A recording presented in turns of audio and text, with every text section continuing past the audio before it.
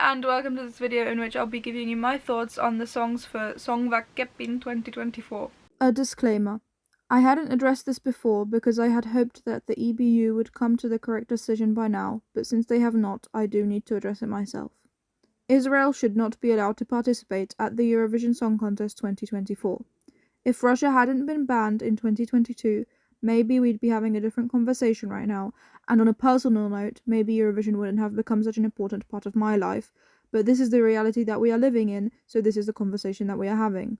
Regardless of what you think of the current atrocities happening in Gaza, intentionally cutting off other people's access to food, water, and electricity is abhorrent, not to mention the act of killing. If you think governments and broadcasters should be considered as separate entities, consider the situation with Russia again.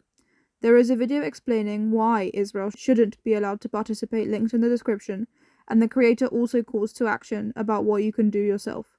Please watch that video and do something. Further resources are also listed as and when they become relevant. I'll stop talking about this when it stops being relevant. I apologise for my Icelandic pronunciation. I've never tried to learn it, so I'm trying my best, but it's not going to be good. I'm going to be honest. I listened to the songs shortly after they were released because my visitor was still here, and I wasn't very impressed with them in the moment. I have listened to snippets of them right now just to refresh my memory for filming this video, but it took me a while to film this video because I wasn't inspired by the songs. And I did enjoy them slightly more from these snippets than I did the whole songs. Maybe they're also repetitive, so maybe I was just having an off moment and these songs are better than I'm giving them credit for. But I will also be giving you my thoughts as they were mostly on the day that I listened to them. They all feel a bit dated, I'm not gonna lie. They almost entirely feel like they could be from the late 80s or early 90s and it wouldn't really stand out that much. I like that they're all in Icelandic, and I'm glad that they'll probably be selling something in Icelandic since all of the songs are in Icelandic.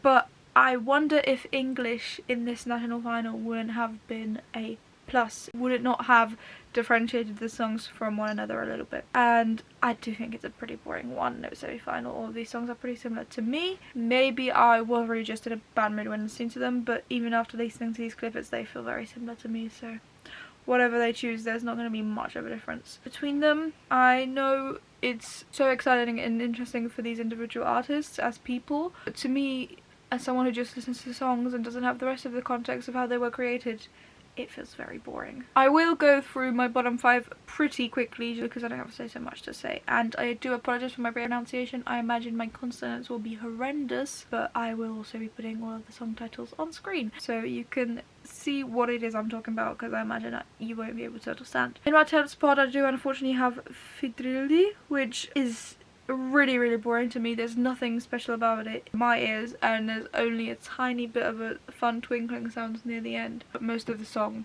is extremely boring to me. In my 9th spot, I've got Siafig, which is like a nothing 90s power ballad on my first listen. I thought it was growing and then nothing happened in the song by the end anyway. In my 8th spot, I've got Fiakadur af Ast, which feels like a bit of a whisper singing and maybe a little bit in the sort of fairy realm. So be a slight change to the witchy theme we seem to have going on at Eurovision 2024, but I couldn't pick up anything special about this song other than that either. In the 7th spot, I've got Alan Alhaminen, which I really wanted to like a bit more. I like the clicking and clapping, that's something that gets the audience involved, has a slight Disney Channel feel which I should really enjoy, but for some reason it just doesn't work for me. And the only thing that I do really like is that it sounds a bit like boy music sometimes from the Nintendo Wii. In the 6th spot, I do have Raw by Caesar Tone, which sounds like it should belong in a movie, in a running montage or something like that, but really sort of nothing happened in the song once again, and I am so sorry to all of these artists.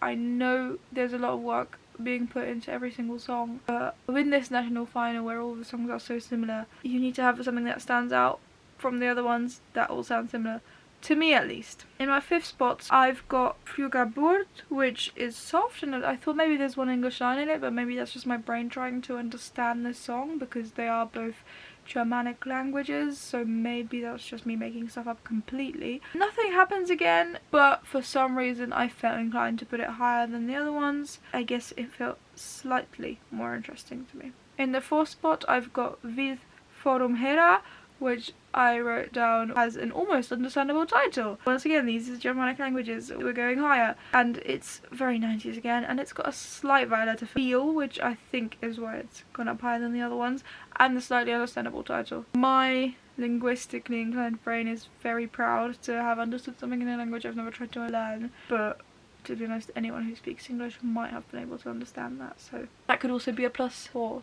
viewers watching Eurovision live on the night as well. In my third spot, I've got Signum Af, which was the first song I listened to, and I wrote down dated, and it feels like maybe it belongs in the Eurovision movie, which I think is a compliment. I really enjoyed the movie. It sometimes feels like a love letter to Eurovision and sometimes feels like a complete parody and taking the mick out of Eurovision. They got so many things right though that I feel like it has to be more on the love letter side. But then they also got stuff wrong, like there being 7 people on stage at one point when there's only meant to be 6, and that's one of the first things that I learned about Eurovision, so that felt very odd to me. But overall, I did really enjoy the movie. It's funny if you're in the right mood for it, and I'm happy that it exists. Anyway, back to the song. It sounds a bit like Disco Polo, which is maybe why I've put it a little bit higher up as well. And the bridge is okay, but what's important to me and what makes this song stand out to me is that the lyrics are learnable. Even if you don't understand Icelandic, after a few listens, I have a feeling you could kind of get to grasp with them, which could be important for people getting attached to the song. In the second spot, I've got Björmund, which feels also dated like almost every single song in this national final, or basically every single song in this national final. I don't really love the spoken word bit, but it does have a slight boy band feel, which is always a slight plus for me. And the beat is very fun. I like the beat. And there's some fun production as well with the brass instruments. So there's stuff happening that I could actually point to and say that's something kind of interesting. And in my first spot, I do actually have Bestri Filit, which is the song from the Palestinian artist. I'll get back to that in a moment. I thought it had a bit of an Akile Lauro start, which coming from me as a compliment, it was my 10th spot in 2022. It's got some epic sounds to it, and I think maybe it's become my number 1 because it sounds the most different to me out of this entire national final. It sounds kind of like into Spanish almost at one point, which I imagine could be a plus side for the general Eurovision viewing audience. I don't think it's actually going into Spanish, it just kind of sounds like it. And there's a cool bass within it, and it sounds a little bit rocky, which are plus sides for me. It is my favourite, not by much, but it was my favourite after the first listen, and I would be happiest with this one, but because none of the songs really move me, anything else I think I'd kind of live with as well. So I'm not too fussed who Iceland sends, and obviously staging can elevate things and make these songs way more exciting, so I'm looking forward to see what the actual live show will look like. And Iceland have obviously said that if Israel is allowed to participate in Eurovision, which in my opinion they shouldn't be, that they will decide with the winner of Söngvakeppin whether they want to go to Eurovision or not, which I think is a pretty good compromise. We can't have every country doing that because there might be no Eurovision left at the end of that. I personally think that Israel should just be banned from Eurovision 2024, as I say in the statement at the start of my videos now. But I'm happy that Iceland is sticking with their convictions as Hatari did in 2019. Iceland is in semi-final number 1, which is already being called the Bloodbath semi-final, even though we don't have all the songs yet. I do kind of agree. So I don't see their chances as being particularly high of getting out of the semi-final into the grand final. But I'm not writing them off completely either, because staging changes things, and the songs being in Icelandic gives them a slight edge over similar sounding basic songs but in English. I do wish Iceland all the best, and I hope they choose a suitable representative for Eurovision 2024 if that person so wishes to go to Eurovision, but they are probably going to stay far from my favourites for this year, unfortunately. And once again, I am so sorry to the artists. I know it must be grueling to make a song, but these are my honest thoughts, and this is my subjective musical taste, so that's just what I think about these songs, and I am very sorry. Thank you ever so much for watching this video. I really do hope that you enjoyed it, that you got something out of it. Maybe I will see you in the next one whenever that shows up on your feed. Bye!